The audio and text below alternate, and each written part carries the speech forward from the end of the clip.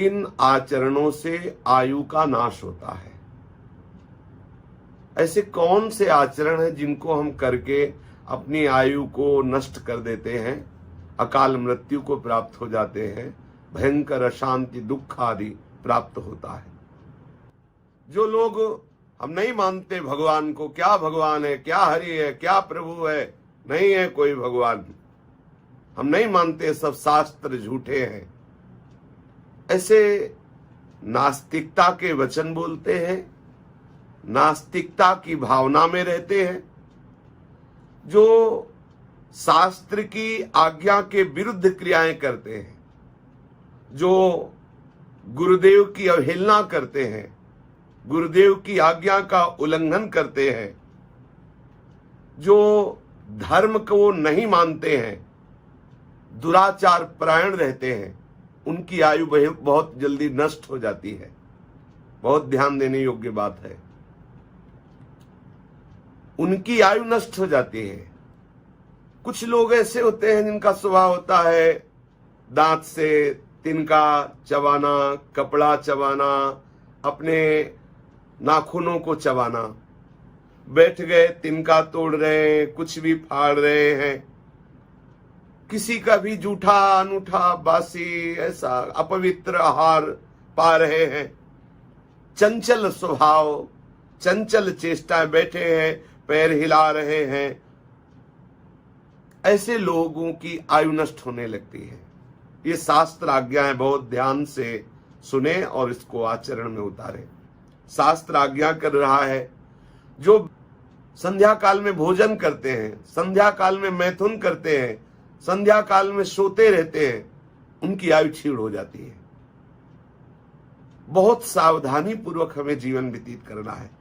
शास्त्र आज्ञा कर रहा है कि जो सायंकाल में शयन करता है, संध्या काल में प्रातः मध्याह्न सायं, ये संध्या काल में शयन करता है, भोजन करता है, मैथुन करता है, व्यर्थ का भाषण, व्यर्थ की चेष्टाएं करता है, उसकी आयु नष्ट हो जाती है।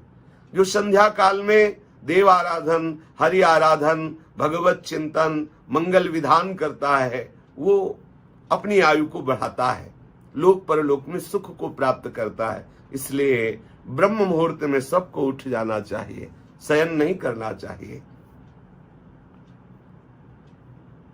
जो ग्रहण के समय में, मध्याह्न के समय में ग्रहण पड़ रहा है और आप सूर्य की तरफ देख रहे हैं, ठीक मध्याह्न का समय सूर्य की तरफ देख रहे हैं, आप सूर्य की तरफ खड़े होकर लघुशंका कर रहे हैं या सूर्य की तरफ लघुशंका कर रहे हैं, सूर्य की तरफ थूक रहे हैं, इससे आपकी आयु नष्ट हो जाएगी। जो पुरुष काम भाव से व्याकुल हो करके किसी भी वर्ण की स्त्री के साथ भोग करता है, छल करके भोग करता है, जबरदस्ती बलात्कार की भावना से युक्त होकर, ऐसा, तो यहां शास्त्र कहता है कि उसकी आयु नष्ट हो जाती है। जो पराई स्त्री का भोग करते हैं, अन्य वर्ण की स्त्रियों से भोग करते हैं, जो जबरदस्ती ऐसे भावना से भोग करते हैं, उनके आयु का नाश हो जाता है। और कह रहे हैं कि जो ऐसे स्वभाव वाला है कि दूसरी स्त्रियों को काम भाव से देखता ही रहता है, दूसरी माताओं बहनों की तरफ, किसी की भी तरफ दृष्टि करे, वो दोष भावना का चिंतन, दोष भावना से दर्शन, काम भाव, तो बोले स्त्री के शरीर में जितने रोमकूप हैं उतने वर्षों तक वो नरक भोगता है। और यदि संत वैष्णव ब्रह्म ऋषि गुरुजन पधार रहे और आप अभिमान पूर्वक ना उनकी अभ्यर्थना की, ना उनको मार्ग दिया और अकड़े खड़े रहे, तो आपकी आयु नष्ट हो जाएगी। कोई गर्भिणी स्त्री आ रही है, आप उसे धक्का दे रहे, उसे मार्ग नहीं दे रहे, तो ये अपराध बन जाएगा। कोई दुर्बल है, वयोवृद्ध है, कोई भार लिए हुए है, आप उसे मार्ग नहीं देते, आप उसे पीड़ा पहुंचाते हैं, तो आपकी आयु नष्ट हो जाएगी। दूसरों के पहने हुए वस्त्र, दूसरों के पहने हुए पादुका जूते, ये केवल गुरुजनों की प्रसादी शिष्य या भगवत प्रसादी धारण कर सकता है भक्त। अन्य दूसरों के पहने हुए कपड़े नहीं पहनना चाहिए, अन्य दूसरों के पहने हुए पादुकाएं नहीं पहनना चाहिए।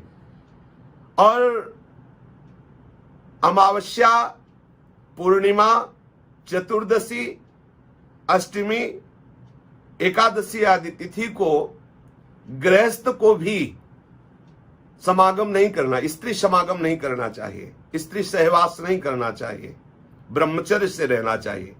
जो अमावस्या को, पूर्णिमा को, चतुर्दशी को, अष्टमी को, एकादशी को स्त्री समागम करता है तो उसकी आयु नष्ट हो जाती है। दूसरों के हृदय को बेधे ऐसे कभी वचन न बोले, क्रूरता पूर्वक कोई क्रिया न करे जिससे किसी को नीचा देखना पड़े, ऐसी आप चेष्टा न करें। आप रुखाई भरे वचन, दूसरों को उद्वेग देने वाले वचन, दूसरों को मर्म पहुंचाने वाले वचन ऐसे कभी न बोले, नहीं तो आपकी आयु नष्ट हो जाएगी। बाणों से शरीर जैसे बिंध जाए या किसी अस्त्र से शरीर कट जाए तो औषधि लगाने से उसे भरा जा सकता है, लेकिन जब दुर्वचन रूपी बाण से किसी के हृदय को बेध दिया जाता है तो बहुत उसे कष्ट होता है। इसलिए शास्त्र आज्ञा करता है कभी ऐसे वचन मत बोलो कि किसी के मर्म स्थान को जाकर दुखावे, किसी का हृदय दुखे, ऐसे वचन मत बोलो, इससे तुम्हारी आयु क्षीण हो जाएगी। ऐसे कटु वचन, ऐसे दुर्वचन, ऐसे परुख वचन जिससे दूसरे का हृदय छलनी हो जाए, ऐसा कभी ना बोलो। यदि कोई अंधा है, कोई लंगड़ा है, निंदित रूप वाला है, निर्बल है, अंग ऐसे उसके बिगड़े हुए हैं, कुरूप है, ऐसे लोगों से बहुत प्यार से बात करो, उनका उपहास मत करो। यदि उनका उपहास करते तो आपकी आयु नष्ट हो जाएगी, आपके सुकृत नष्ट हो जाएंगे। उनको बहुत प्यार दो।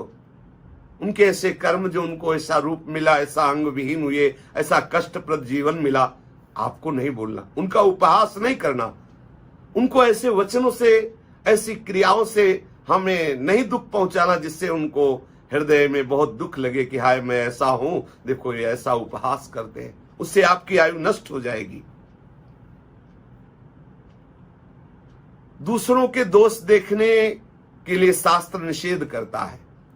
पिता अपने पुत्र के दोष देख सकता है, गुरु अपने शिष्य के दोष देख करके उसे निर्दोष बनाने के लिए दंड देता है।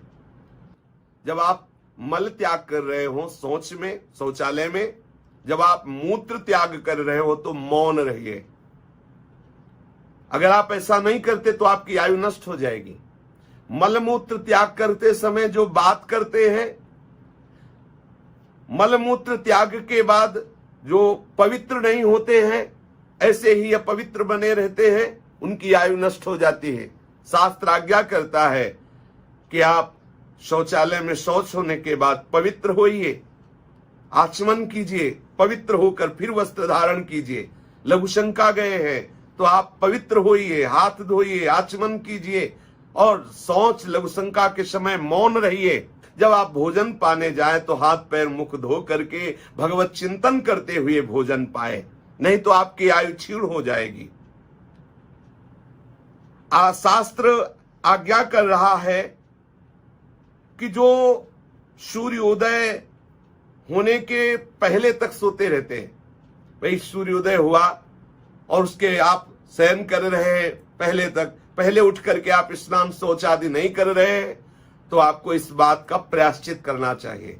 उपवास, आज हम भोजन नहीं पाएंगे, उपवास करेंगे क्योंकि आज ब्रह्म मुहूर्त में हम सोते रहे, हमारे द्वारा भगवत आराधना। सोचो इतना अपराध है। जो लोग 8 बजे तक 10 बजे तक सोते रहते हैं तो उनकी आयु क्षीण होती है, उनकी बुद्धि मलिन होती है, विषयाशक्ति बढ़ती, शरीर अस्वस्थ हो जाएगा। आप निश्चित विश्वास मानिए, ये भगवान की वाणी, शास्त्र आज्ञा है।